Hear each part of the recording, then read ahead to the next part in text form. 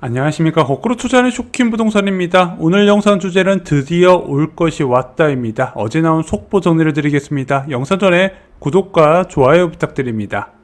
선착순 부동산 상담을 시작합니다. 8분을 모시고 내 집 마련, 투자, 청약, 자산 리밸런싱의 모든 것을 상담드립니다. 한번 신청하시고 댓글로 7일간 자유롭게 상담이 가능하고요. 신청은 고정 댓글 링크를 확인해 주세요. 10월 12일 한국은행에서 기준금리 인하를 결정을 했습니다. 이창용 총재는 이렇게 이야기했어요. 금리 인하 여력이 있지만 가계부채 자각 없이 속도 조절한다고 이야기를 했죠. 한마디로 가계부채가 불안해질 경우에는 금리 인하를 하지 않겠다고 선언을 한 겁니다. 그러면서 DSR 규제가 중장기적으로 확대돼야 된다는 의견을 강조했어요. 개인적으로 제가 예상했던 게 있습니다. 정부는 저금리를 원하죠. 그리고 이 저금리가 지속적으로 낮아져야 되는데 한국은행에서 조건을 걸었어요. 뭐라고? 가계부채 증가세가 일정 수준 이하로 유지가 돼야 된다고. 근데 첫 인하 이후에 가계부채가 급증하면 어떻게 돼요? 한국은행은 앞으로 금리 인하에 더욱더 소극적일 수밖에 없겠죠. 이것은 정부가 원하는 그림이 아니라는 겁니다. 자, 그러면은 지금 부동산 시장이 좀 이제 상승률이 둔화가 되고 또 이제 가계부채 증가세가 억제되고 있는데 금리 인하가 딱 시작됐어요. 그럼 정부는 어떤 스탠스를 보일까요? 추가 대책을 꺼낼 가능성이 있다는 거죠.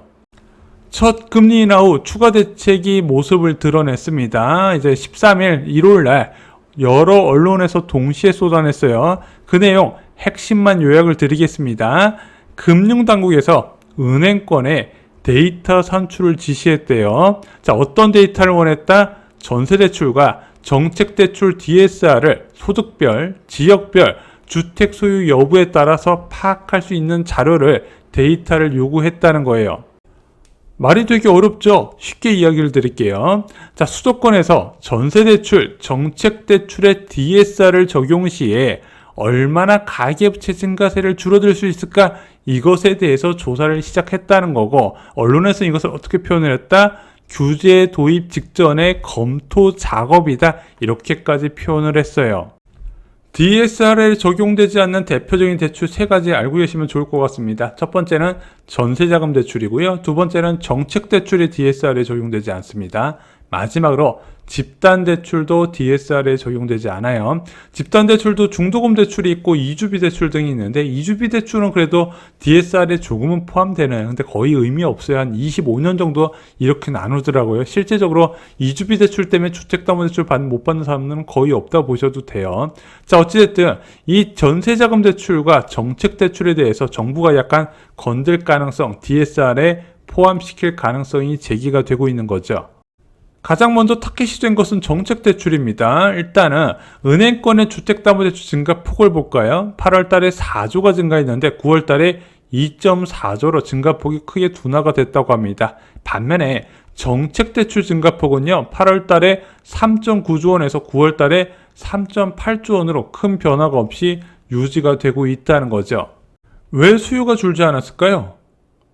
대출금리가 낮기 때문입니다. 한 정책대출 상품의 금리 볼게요. 2.65%에서 3.95%입니다. 여기에 우대금리까지 받으면 더욱더 낮아지겠죠. 이게 시중은행 일반적인 금리하고 차이가 큰 겁니다. 현재 시중은행은 4.3% 이상이에요. 점점 시중은행에서 금리를 높이는 추세입니다. 자, 은행 자율 규제에 영향을 받지 않는 이 정책자금 대출 금리는 당연히 수요 억제 효과가 없는 거예요. 일반 은행에서 열심히 금리를 올려서 수요 억제를 하고 거래량 감소에도 그게 나타나고 있거든요. 근데 정책 대출에서는 그게 안 되다 보니까 정부가 판단을 한 겁니다. 정책 대출을 그대로 두면 한계가 있겠구나. 이것부터 규제하자. 그래서 현재 DSR 도입 1순위가 이 정책 대출입니다. 자, 이 정책 대출은 예전부터 도입을 해야 된다는 이야기가 많이 있었는데 정부에서는 서민들의 주거 안정을 위해서 이 제도는 유지해야 된다는 의견이 있었는데 현재 정부에서 가장 우선시하는 게 아무래도 서민들의 주거 안정보다는 전체적인 시장 금리가 낮아지면서 경기 활성화를 이제 더 원할 거란 말입니다. 그래서 거기에 좀 포커스를 맞추는 게 아닌가 이런 생각이 들어요. 전세자금 대출 DSR은 왜 필요할까요?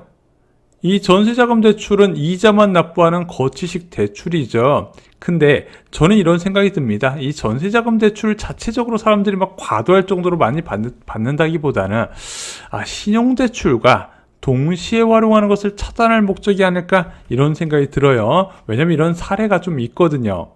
전세자금 대출과 신용대출을 어떻게 활용하는지 한번 예를 들어 볼게요. 자, 자본금 2억 있는 사람이 있습니다. 자, 자본금 2억이면 전세집 구할 때 보통 한 3억에서 4억 정도에서 뭐 빌라나 아니면 경기도 지역에 전세집을 구해야 돼요. 근데 이 사람은 대출을 최대한 활용했습니다. 신용대출 1억에 전세대출 5억을 받아서 2억으로 8억짜리 전세집을 구했어요. 근데 이런 사람들이 생각보다 많이 있어요. 자, 다른 사례도 보겠습니다. 자본금 3억에 신용대출 2억을 받아서 이 돈으로 한 11억짜리 아파트를 갭 투자를 합니다. 그 다음에 본인은 어디 살아요? 4억 전세자금 대출 받아서 거주를 하게 된다는 거죠. 투자와 주거를 분리하게 됩니다. 본인 거주는 저렴한 이자에 전세대출 받아서 살고 신용대출 포함한 갭 투자에 나선다는 거죠. 이런 가구도 굉장히 많이 있다는 겁니다. 어제 공개된 기사에서 살펴보면 당국은 일단 DSR 산정에 전세대출과 정책대출을 포함시키는 방안에 우선순위를 두고 있다. 그래서 거의 사실상 도입이 확정된 것처럼 기사가 나왔습니다. 제가 볼 때는 이제 중요한 거는 실행 시기인 것 같아요. 이게 너무 늦게 나오면 이제 정책 대출에 대해서 증가세를 억제하기 어려울 거니까 또 한국은행이 원하는 눈높이를 못 맞출 수 있거든요. 제가 볼 때는 좀 늦게 시행하기보다는 생각보다 빨리 시행될 가능성도 말씀을 드리고 싶네요. 추가로 집단대출도 포함될 가능성이 이야기가 나와요. 기사 볼게요. 현재 DSR 산정에서 제외되는 집단대출도 들여다볼 가능성도 배제하지 않고 있다. 자, 아까 이 집단대출에 대해서 말씀드렸던 게 뭐죠? 중도금 대출이죠. 일반적으로 분양대금은 계약금 10%에다가 중도금 60%, 잔금 30% 이루어지는데 이 중도금 대출을 60%까지 해주다 보니까 내가 자금이 다 전셋집이나 이제 본인 주택에 묶여 있어도 분양을 쉽게 받는 게 가능해졌어요. 근데 이 중도금 대출을 DSR에 포함시키게 되면 뭐가 문제가 될까요? 신용대출을 포함한 차주가 이것을 받기가 굉장히 어려워집니다. 왜냐면 이제 계약금을 마련할 때 이 계약금은 대출이 안 되잖아요. 그래서 본인이 이제 스스로 마련해서 납부를 해야 되는데 가장 많이 활용하는 게 이 신용대출이란 말입니다. 근데 이 신용대출이라는 거야 DSR 한도 계산할 때 극악으로 작용해요. 왜? 5를 나눠서 계산을 하다 보니까 한도가 말도 안 되게 줄어들거든요. 그런데 신용대출을 받을 경우에는 이 중도금 대출을 받지 못할 가능성이 커진다는 점입니다. 두 번째 사례는 바로 주택담보대출을 보유한 차주예요. 자, 청약은 무주택자만 받는 게 아니라 1주택자도 굉장히 선호를 합니다. 근데 1주택자, 내 집에 잘 살고 있는 사람들이 주택담보대출을 많이 받고 있어요. 여기에 한 채를 더 사고 싶어서 아니면 갈아타고 싶어서 분양을 받았는데 중도금 대출을 받으려 했더니 기존에 받았던 주택담보대출과 합산해서 DSR에 계산되다 보니까 중도금 대출이 거절될 수 있다는 거죠. 이거 집단대출도 DSR에 포함되면요 분양시장에 엄청난 영향을 줄 내용이다. 저는 이렇게 생각을 합니다. 화요일엔 이금융권 회사들도 소집이 될 가능성이 있어 보여요. 기사 보겠습니다. 자, 오는 15일 이금융권 회사들은 별도로 소집해 가계부채 관리 강화를 촉구할 예정이다. 만약 이금융권으로 대출 수요가 몰린다면 가계부채 속도 조절에 걸림돌이 될 수 있다는 우려를 일고 있는 만큼 금융당국은 가계부채 관리에 만전을 기하겠다는 방침이다. 실제 8월부터 보험사 등 이금융권 주담대 수요가 급증을 했어요. 일단은 이런 이금융권은 한도가 넉넉해요. DSR 일단 50%가 책정될 뿐더러 지금 은행들이 금리를 많이 올리다 보니까 오히려 이금융권 금리가 저렴한 효과도 있었거든요. 근데 아직까지 이게 통계상 안 나와요. 왜? 대출 접수만 된 상태고 실제 실행되려면은 아마 9월, 10월, 11월 정도 되면 이금융권 대출이 증가할 거거든요. 아마 금융당국에서 이것을 사전에 좀 차단할 목적으로 좀 경고를 하지 않을까 생각이 들고요. 이것으로 이금융권 주택담보대출 금리가 추가로 올라갈 가능성도 한번 생각을 하시는 게 좋을 것 같습니다. 어찌됐든 이번 겨울 끝날 때까지 좀 대출 환경은 좋지 않을 것이다. 이 부분을 계속 강조를 드리고 싶습니다. 오늘 준비한 소식은 여기까지입니다. 부동산 시장에 적지 않은 영향을 줄 내용입니다. 이 DSR 규제 중에서 전세자금 대출과 특히 이 중도금 대출이 DSR 들어갈 가능성은 많은 사람들이 내 집 마련과 투자에 좀 고려해 볼 만한 상황이거든요. 오늘 준비한 소식은 여기까지입니다. 좋아요, 구독 그리고 이 영상이 도움이 될 만한 분들께 공유 꼭 부탁드립니다. 감사합니다.